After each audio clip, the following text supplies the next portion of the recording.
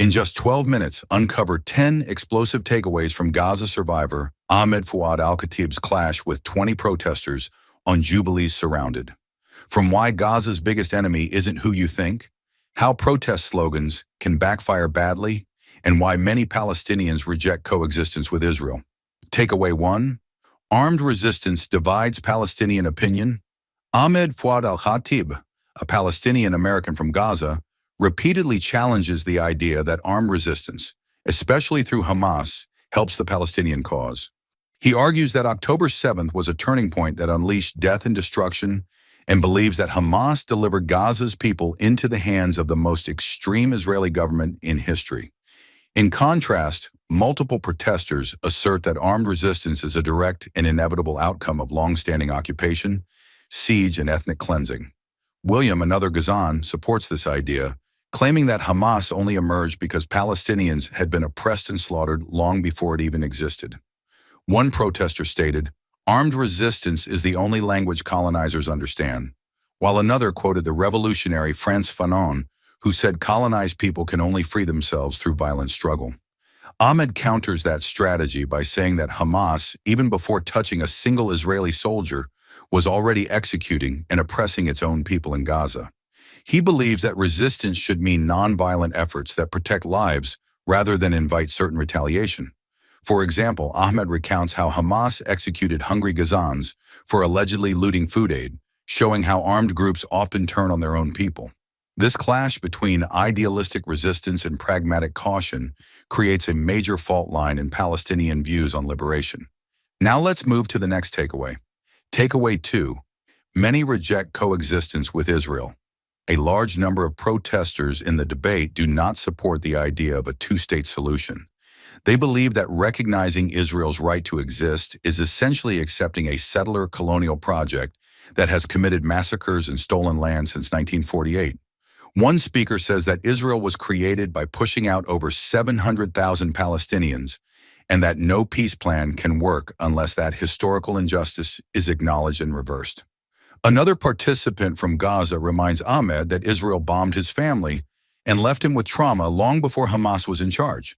They ask, how can we make peace with a government that sees us as less than human? Ahmed insists that practical steps must be taken for Palestinians to achieve dignity and statehood, and he supports living side by side with Israel. He highlights past peace efforts and the promise of the Oslo Accords, although he admits those were crushed by both Israeli extremists and Palestinian militants. For example, Ahmed shares that he once traveled with a Palestinian passport through a now-destroyed Gaza airport and felt hope for a future that no longer exists today. Now let's move to the next takeaway. Takeaway 3. Hamas is deeply controversial among Palestinians. Throughout the podcast, the question of Hamas is central. Ahmed believes Hamas has hijacked the Palestinian cause and turned Gaza into a breeding ground for destruction, not freedom.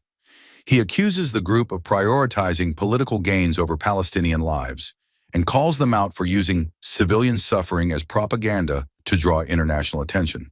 Protesters argue back that Hamas is a reaction, not the root problem. They claim that if Israel had not oppressed Gaza, Hamas would not exist. Still, some guests like William agree with Ahmed that Hamas was propped up by Israel to weaken Fatah and the Palestinian Authority. They mention that Hamas's rise to power also involved brutal internal repression and Islamization of public life in Gaza. Others reject these criticisms entirely and say calling Hamas a terrorist group is repeating Zionist propaganda. One speaker even says, one person's terrorist is another's freedom fighter. For example, a protester from the Ashford family in Gaza tells Ahmed that she lost family members and saw children bombed long before October 7th, suggesting that Hamas is not the problem, occupation is. Now let's move to the next takeaway. Takeaway 4. The Nakba remains the starting point.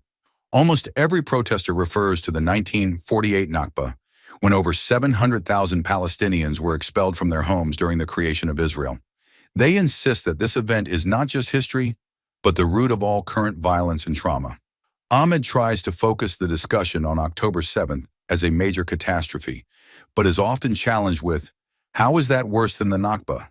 Guests argue that understanding Gaza today is impossible without going back to 1948. They also bring up the 1967 war, the annexation of Palestinian land, and the decades-long refusal to allow the return of refugees. Ahmed agrees that Arab failures and British colonial decisions helped fuel the problem, but he also pushes Palestinians to take responsibility for missed opportunities, like the time between 1948 and 1967 when Arab states did not help build a Palestinian state. For example, Ahmed recalls how even before 1967, his own family was placed in refugee camps, not by Israel directly, but by the actions or inaction of Arab regimes. Now let's move to the next takeaway. Takeaway 5, the history of failed peace is messy. The podcast revisits key moments like the Oslo Accords, Camp David talks, and Israel's withdrawal from Gaza in 2005.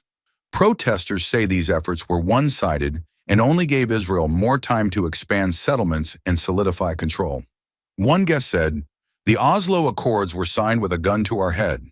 Ahmed disagrees, explaining that there were real opportunities in the 1990s that were lost due to both sides' mistakes. He recounts how Gaza had its own airport, Palestinian passports, and a real sense of momentum, which was then destroyed by bombings, internal power struggles, and Israel's strategic moves. He also reminds the guests that after Israel left Gaza, instead of turning it into a model of self-governance, Hamas took over and turned it into a militarized zone. For example, Ahmed remembers flying with his family on Palestinian Airlines in 1999, which at the time symbolized hope and statehood, but now no longer exists. We're halfway through the video. Thanks for sticking with us. If you're enjoying it, hit the thumbs up and share it in your WhatsApp groups. If you'd like to support us, please tap the thanks button below. It helps us keep making great content. Drop a comment and don't forget to hit subscribe for more. Now let's continue with the video. Takeaway 6. Protest tactics are causing division. A major portion of the podcast discusses student protests and campus encampments. Ahmed says that while he supports activism, he believes many protests have devolved into hostile, unhelpful actions that alienate potential allies. He says chants glorifying October 7th or waving Hamas flags do not help Palestinians, but reinforce negative stereotypes. In response, protesters argue that without disruption, nobody pays attention to the suffering in Gaza. One student says, "If dead children is what it takes for people to care, then let the world see it." Others mention how their peaceful efforts were labeled anti-Semitic and suppressed. A guest from UC San Diego says she created a student human rights committee, but was branded a hate organizer just for questioning Israeli policy. For example, she explains how Zionist students at UCLA threw fireworks and mice into pro-Palestinian encampments, while the police arrested only the protesters. Now let's move to the next takeaway. Takeaway 7. Media and narratives shape who is heard. Several guests explain how traditional media often excludes Palestinian voices, and even when included, only shows short sound bites. Ahmed agrees that the media system is broken, but says that the protests are also failing to offer a compelling alternative. He explains that he has done dozens of interviews where only a few seconds of his statements are aired, often removing the nuance of his message. Protesters say the reason their protests are loud and visible is because nobody listens otherwise. A protester reminds the audience that Palestinian children are dying live on camera, but Western outlets still portray Israel as the victim.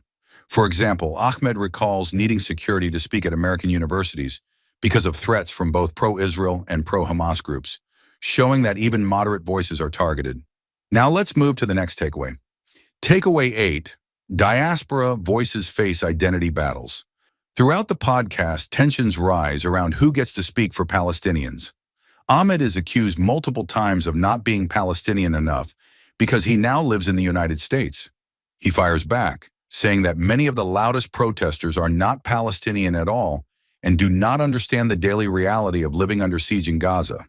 One Mexican protester says he feels solidarity with Gaza because of oppression in his own country, while Ahmed responds by saying, "You're not the one under the bombs." There is a deep tension between lived experience and moral solidarity.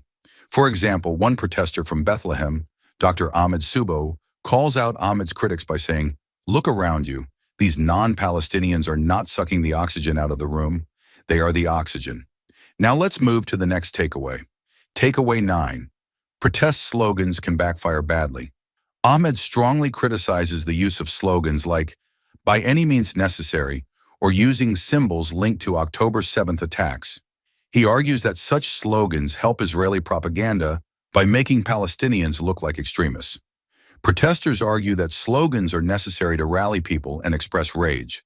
Some say that using radical words is what grabs attention, especially when mainstream media ignores the suffering in Gaza. Ahmed insists that moderate language is more powerful in building coalitions.